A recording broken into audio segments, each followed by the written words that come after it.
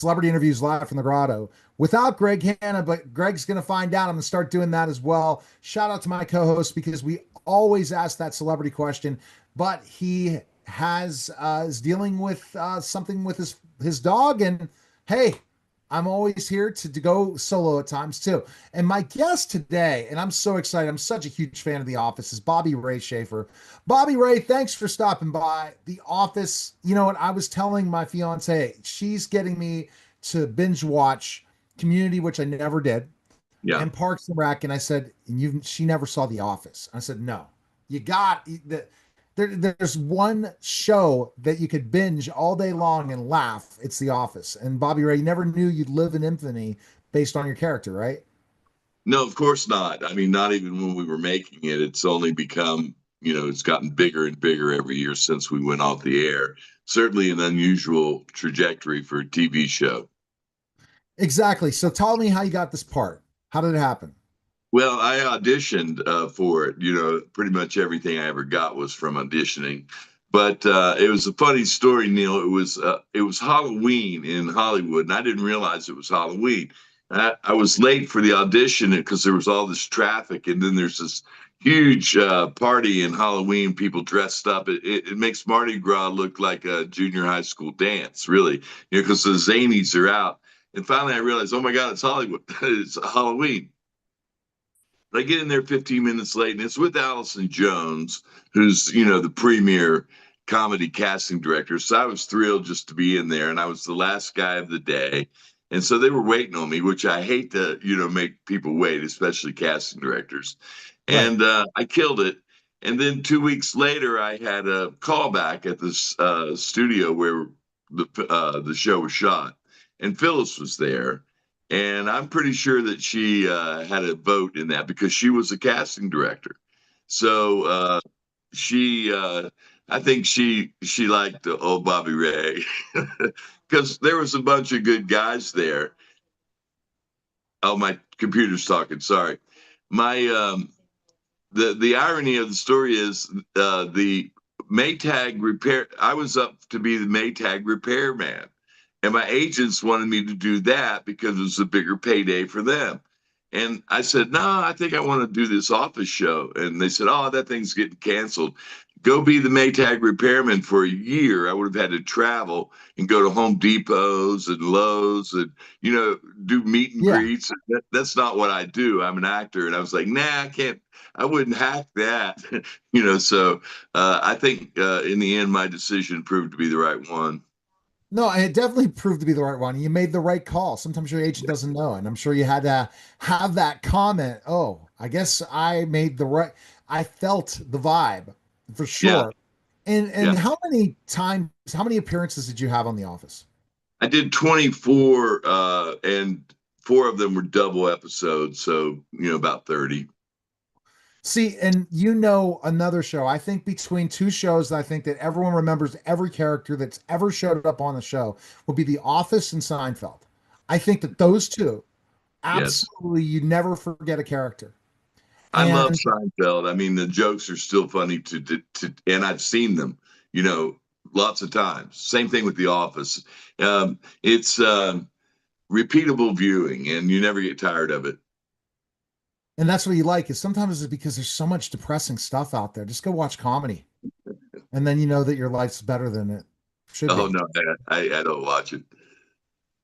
Yeah, got to watch comedy all day long. And I guess horror too. We'll talk about that horror. So Sure. basically being this character, how did you kind of delve into the character to really make it branded, making it you? Well, the first thing is that he's a salesman, right? And so that's confidence. And I'm a big guy, and I always had a lot of confidence. I never lacked for it, which is, confidence is king in anything you do. So the salesman aspect of it, and then I learned that Bob was a Marine combat infantry officer in Vietnam. So I know a bunch of those guys, and if you're a Marine responsible for a platoon of Marines, you got to get them home, right? So Michael Scott's never going to bother Bob Vance ever because Bob has been in the jungles in Vietnam. So those two things really uh, that the other thing is that I said to Phyllis in my second appearance, casino night, I said, remember your first love in junior high school? You didn't have eyes for anyone else. So let's do that. Let's play true love. So I made everything that I ever did on the show about Phyllis, protecting her, cherishing her, taking care of her, loving her. And the rest of it be damned. I mean, people used to say to me all the time, why doesn't Bob just beat Michael up? And I said, well, first of all, that's not funny. And secondly, I want to do more appearances, not less. Where do you go from beating Michael Scott up? I mean, there's no challenge to that. So that's how I arrived at him. And that's what the fans responded to, is that Bob and Phyllis's love story is what everyone else on the show is trying to achieve. And the most unlikely couple of all has it already. I love it. See, I absolutely love it. And the character, how big a guy are you? 6'4", and at the time I was 230, so heavyweight. I'm 6'10", 290 pounds. You're six So ten. yeah, I'm gonna have to go and get to one of these office events and cover it. This is Yeah, I want to absolutely. get media and interview all you guys. That'll be Did, fun. That's what I'm. did That's you where I good. did you play ball? Yeah, I played college basketball, Division III, Western Maryland. I was a professional wrestler, and The Rock wore my knee pads in 1997. So I Okay, ended up, I wrestled Jerry the King Lawler in the Mid South Coliseum, wrestled Terry Bam Bam Gordy in the Dallas Sportatorium. So I was a minor league guy, did TV one time for the WWE. So a lot of the people I'm connected with in certain ways, and that's what made me get the entertainment bug after I retired from wrestling to become a teacher. So I have I a got lot of you. jobs just like you. What were you teaching? Oh, I taught elementary, middle school, and high school, but I'm certified elementary ed. That was my favorite job of all of them. I was coaching sixth grade boys and girls basketball, and in Michigan, and we were the poor district, and we whooped up everybody. I mean, it was a phenomenal season. Uh, the funny story is, I banned the parents from practices. They weren't allowed to come to practice. Right? They Okay. could come to games, but never practice because they interfered. So I would have the girls do stretching and warm up and calisthenics before we started working on playing. So one day they were cutting up, and I blew the whistle, and I said, girls, if you need to show respect to this little girl up here leading the exercises, and if you don't show respect for her, you need to show respect to me." And one little girl raises her hand. She goes, "But Mr. Shafer, we don't respect you." So I said, "All right, ladies, line up down there on the end line. We're going to run some five trippers, suicides, we called them back in the day." And that's all we did that day. We never touched the basketball. And my goodness, they learned respect right quick. So you substitute taught then? No, I wasn't a substitute teacher. There was a basketball league for the elementary school, Oh, and okay. I was hired by the Boys and Girls Club, and I was the youngest. I was just graduated high school, so I was the youngest Wow. coach, and it was fun because we taught as we refereed the games. The two coaches did, so that led to coaches, the other coaches, when they saw we were not going to lose the game, they started trying to blow the whistle and, take advantage, calling fouls with my guys, but we still prevailed. I had a little kid who had a bunch of big brothers, and he was, a dead eye. I mean, he was averaging 25 points a game in sixth grade. I mean, I just had everybody get him the ball and everybody else go rebound. See, they forgot about the big man in basketball. But did you It's let make the big terrible. man be able to shoot the ball outside? That It's wrong. always drove me nuts. How about you? I Did don't that make you listen. I lived in nuts? LA when Showtime Lakers were the kings of the court, and that was Kareem Abdul-Jabbar, and really maybe the greatest player that ever played. Everybody else, or Wilt Chamberlain, those two guys, as far as I'm concerned, I would start my team right there. I wouldn't start with Michael Jordan. Jordan would be on my top five, but it's either Jabbar or Chamberlain for me. I love it. So, I but never, I I never saw this. I wanted never saw shoot. the sky. I wanted to shoot the ball outside. Good. Why? So, Bobby Ray, I always wanted to shoot the ball from the outside and never got the opportunity to shoot the ball from the outside. That was frustrating. Well, I was 6'4", 6'5", and I wanted to handle the ball, and they were always getting me to go down inside because I could leap out of the gym back in the day. So, I was playing center in high school in Detroit, and we drew in the state championship. It was the year before Magic Johnson won it. And we drew Detroit Mercy, who was undefeated, and they had a 7-foot center, and that was I played against 7-footers, but until you get in there, you're only 6'4". People don't realize basketball is a game of height. Frank Layden, the old Utah Jazz coach, he said you can't teach height. So I've always believed that.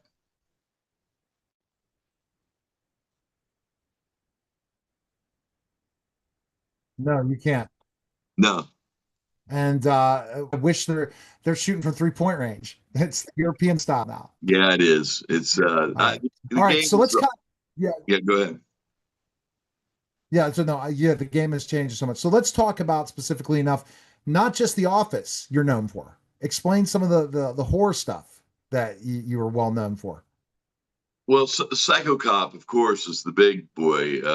We made two of those, and they're cult classics. I don't, you know, it's phenomenon to me. I still do podcasts about them all the time, with new generations of horror fans. And, there were little budgeted horror films that have managed to stand the test of time. I think there's nostalgia for that style of horror. A lot of today's horror is what I call gore porn. It's all about blood and guts, but I'm old school. I like The Omen. I like The Exorcist. I like the original Frankenstein and Dracula and that type of horror. Supernatural horror to me is what's really scary. And so we need to get back to some of the. I mean, the scares have always been the scares, right? I mean, you know how to scare an audience, and it hasn't changed much since we started making movies back in 1920. I'll have to add, I don't know if I saw Psycho Cop or not. I'll have to add it to our Halloween list. Vanessa and I watch. Okay. We watch all the Halloween movies, all the horror movies. We choose one year, 1 month to binge them all. Nothing else but horror Oh, wow. in October. That's funny. Yeah. So if we're getting there, it's not far to Halloween. I don't want to know that. No, I don't want to no, wish summer away. it'll be here before you know Yeah. it. Exactly. So, what do you think when you get to meet all the Office fans? What do people remind that they think about Vance so much? Tell me what people mostly think about him Well, when you they get they to meet know people. they know the fans know everything about it. I mean, they come up and like I said, we just had a convention for New Jersey and New York last week, and it was packed, thousands of fans. And towards the end of it, I was just telling people, "Hey, no more love. I can't take it anymore. Stop with all the love." They know it all, and they come up and they do they quote me, and it's a lot of fun. I mean, some years ago, I was invited to Scranton for an office night at the New York Yankees have their AAA farm club there.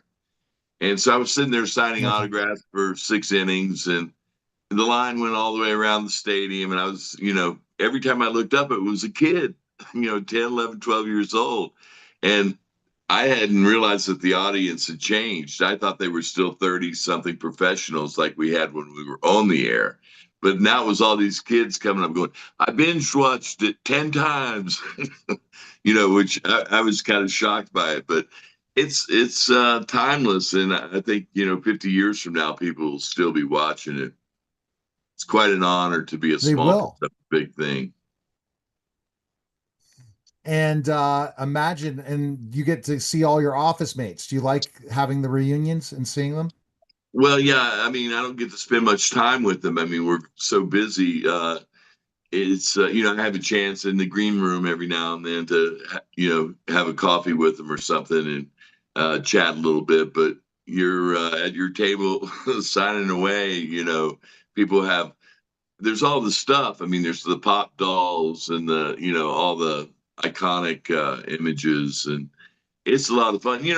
I collect advanced refrigeration stuff. I've got 15 hats and I've got 75 different shirts and I've got a shower curtain for God's sakes. Who I never thought that would happen. So it's been a gift. I mean, they make baby clothes that say advanced refrigeration. You can buy stuff for your animals that say advanced refrigeration. I mean, it's an incredible marketing thing that, I wish I had a piece of it. So you don't have any piece of it. They own it No, completely. The no, office. it's their trademark. Although NBC doesn't enforce it anymore, so lots of graphic designers make their own designs now. So that's where all the variety comes in. Well, we got to get a no sleeve advanced refrigeration t-shirt. I have a client that does only no sleeves. Yeah, So we got to get that I've got one. and start. You It's, got, so you have you have a no sleeve. I do. It's one of the original ones. Back the week after my first appearance was when the first merchandise showed up. It was on a site called Cafe Press. So I bought a bunch of hoodies and I gave one to Steve Carell and Greg Daniels and John Krasinski, and Phyllis, of course, got one. I think I gave one to Rainn Wilson as well, and myself. And, they were all wearing around a Bob Vance hoodie. Cool. All right. So my last question is my co-host always asks, and this is the deep question. All So right. Bobby, what's the most important thing in life you've ever learned? And this is from Greg Hanna, CEO of Toss C3. Go ahead. Confidence is king. I'm going to go with that. I mean, be also, I think, I've been studying the Stoics, which is a great philosophy from the Greeks and the Romans. And, do not allow other people to control your emotions. You're in control of your emotions. Do not react to them. Otherwise, you fall to their level. So it's a hard bar to meet in today's world, but I think there's a lot of wisdom there. All right. Well, we appreciate it, Bobby Ray. Do you have a website people can go to? Where's the best place for people to find info? I'm on Facebook and Instagram. That's the extent of it. Now that I'm not in Hollywood every day, I don't have to spend as much time on them. It's a time suck, is what it is. And at one point in LA, I mean, they were like, you were getting cast based on how many followers you had on Facebook or Instagram, and I was never really into that thing. I was more about the acting than the fans, the people following you. I mean, anybody can, you can buy followers. I mean, it's a racket. Or work the system to be able Yeah, to get them, or spend 18 hours a day on a social media platform like I did in Clubhouse, but I made money. I got my agency. So I have a full digital agency, Bobby yeah, Ray, and exactly. that's where I found my show was that key. So doing a podcast is the best way to sell to clients. I keep telling Yeah, people miss out because the one-on-one relationship. I'm sure when we do event, we'll be at an event together someday, and I'll be like, "Oh, remember us when we interviewed?" And sure. it's a better relationship. That's for sure. Relationship marketing is the way to go. All right. Well, Yeah, we appreciate it, Bobby Ray. That was awesome. And thanks for stopping by. I appreciate it, Neil. I'll All be in right. touch. All All right. right. You're listening and watching Take the Neil care. Haley